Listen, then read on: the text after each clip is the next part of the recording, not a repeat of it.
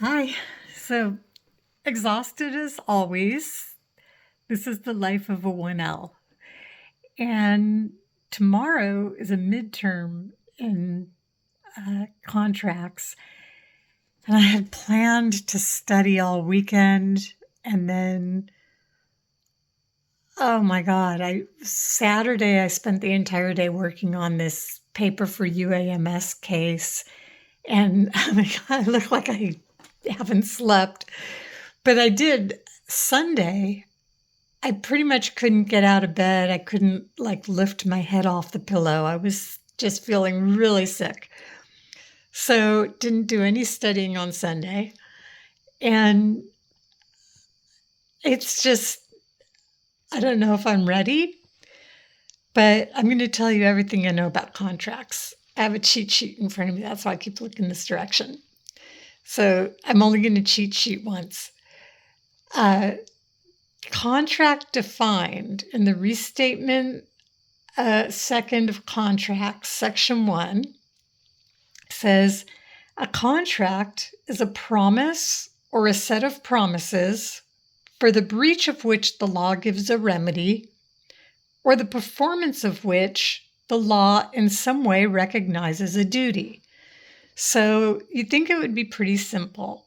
And it does go on to give, like in smaller print, other meanings that make more sense to me.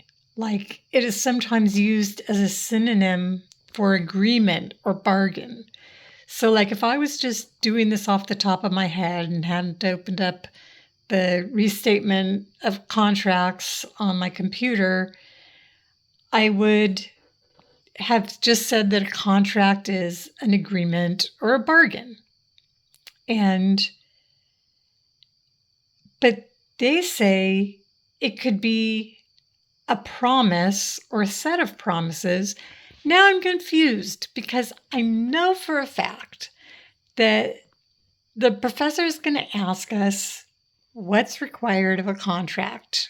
And I'm going to answer correctly: offer, acceptance, and consideration.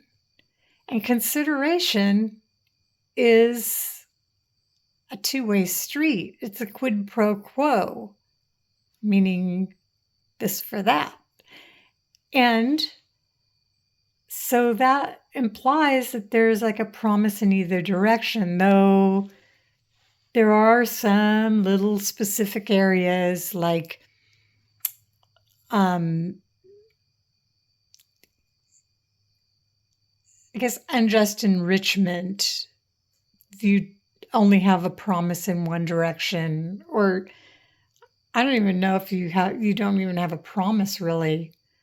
Unjust enrichment, you're just saying, hey, you got something, you knew you were getting something worth value, you took it, you kept it, now you're going to have to pay. And so that's my little version of unjust enrichment.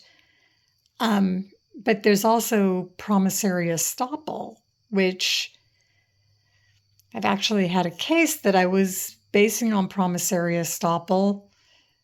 And now I'm realizing I'd be better off calling it a contract that had been renegotiated.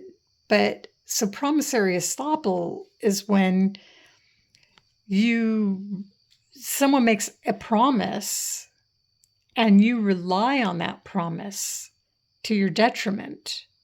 So like in the case I was talking about, this company called First American Home Warranty, we had a contract, but I didn't like the contract. And I had bought a home warranty on 2 different houses. This is when I was like buying a lot of houses. So I bought 2 houses within like a month or 2 of each other.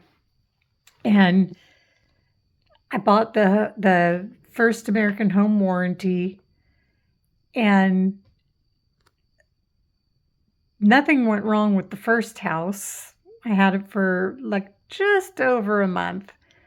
And then the second house had the air conditioning, heating unit breakdown.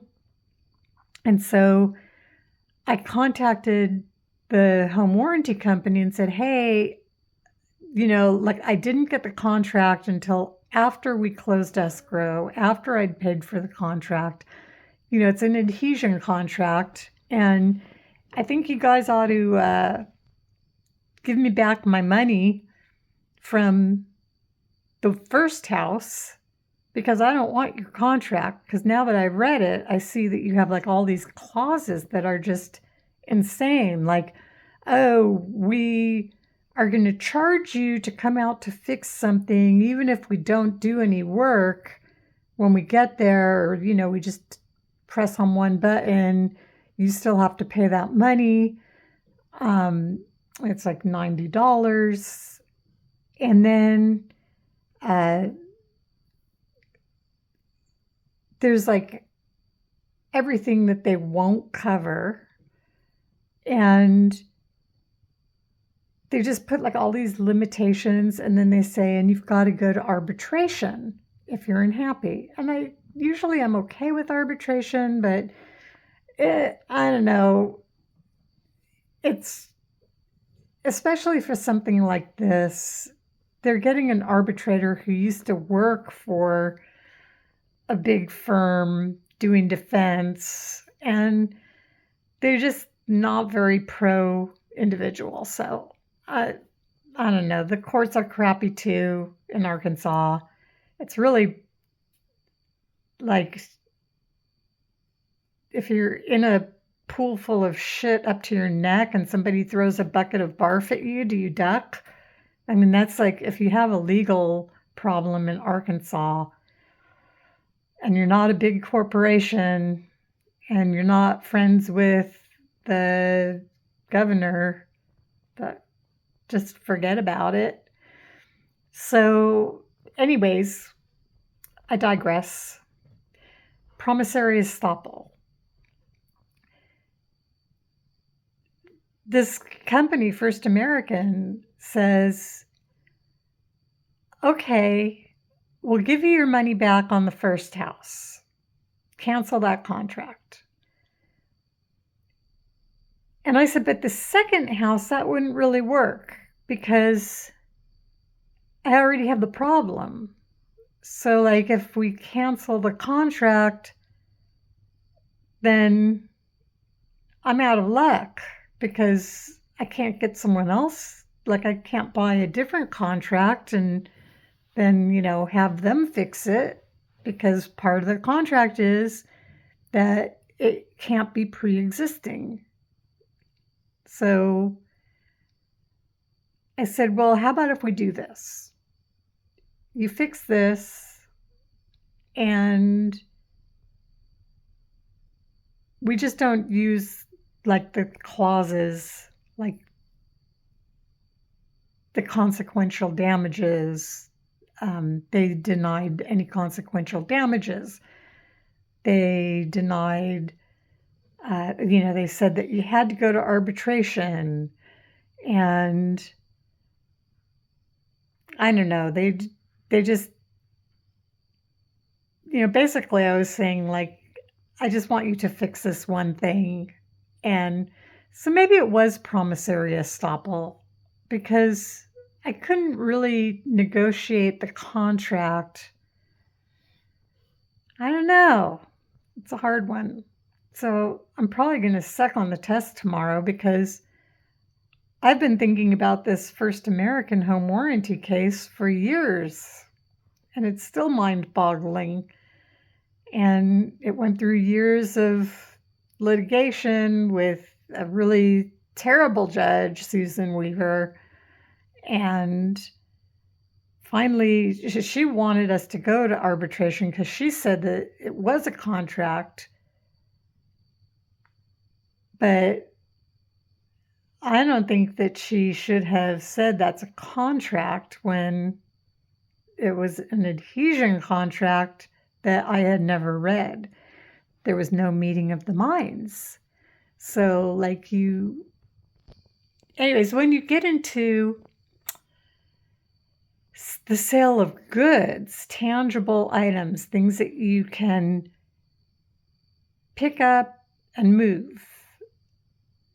You fall, instead of just purely common law, this statute, it's actually a statutory scheme called the Uniform Commercial Code. It's the UCC is what it's called. But anyways, that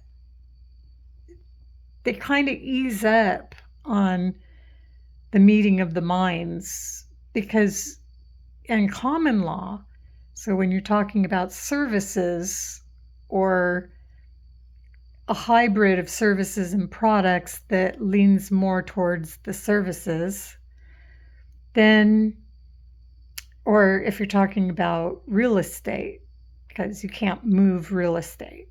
So that's tangible, but you can't move it.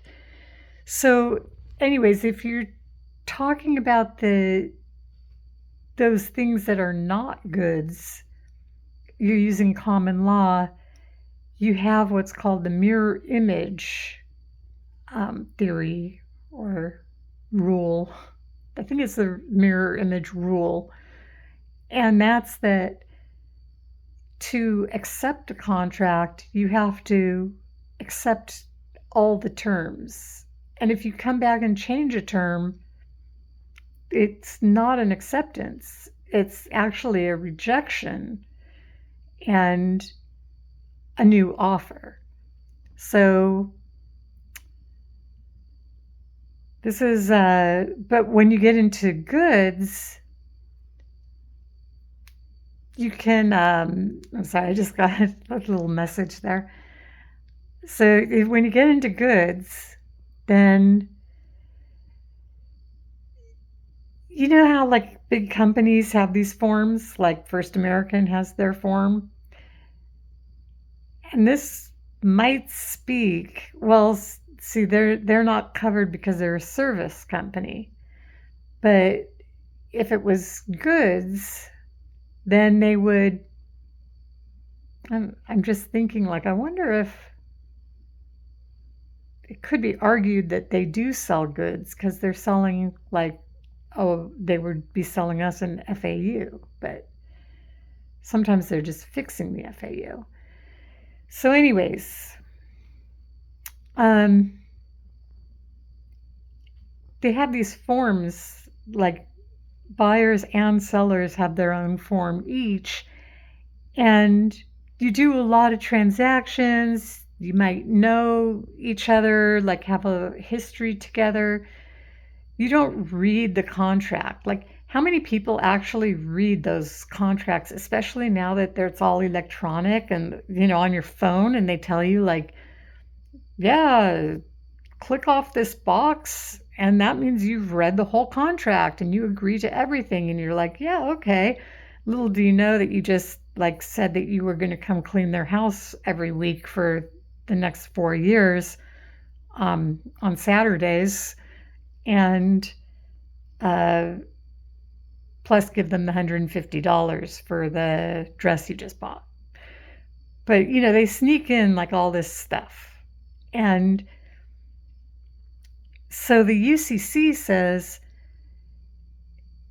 once you've agreed in theory, like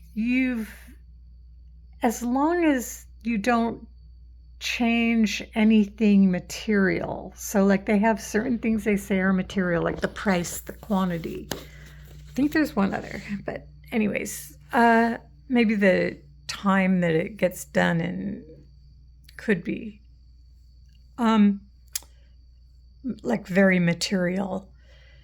So I'm tired. I'm going to go to sleep in a minute. Okay. That's basically the contracts, midterm. Wish me luck. And if you're going along with this law school journey on your own, you should, you could just go read the restatement of contracts. It's really, that's what the book is. It's almost like they just go in and copy big sections of the restatement.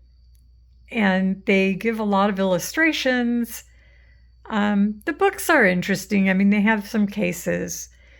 But if you are following along, the difference between being in law school and teaching yourself law is that when you teach yourself law, at least when I was trying to do that, it was slow. And I learned a lot of wrong things because I just saw what the lawyers were doing, and little did I know that, I'm sorry, but there's a lot of lawyers out there who are really bad. Some of them are bad on purpose, and then some are just bad. I don't know, they're just stupid. Some of them might be both. But, I'm not saying all of them, because I'm going to be a lawyer, and I think I'm going to be a great lawyer, even though I'm not doing great at school, but, I'm hanging on. So anyways, if you're following along, try to kind of keep up. So force yourself to read the book. And if you were doing contracts, it should take you about 10 weeks to get from what is a contract to promissory estoppel and unjust enrichment, other kinds of restitution that don't have a promise, mutual promises. Look at the UCC and see how that differs from common law. And voila, you're there.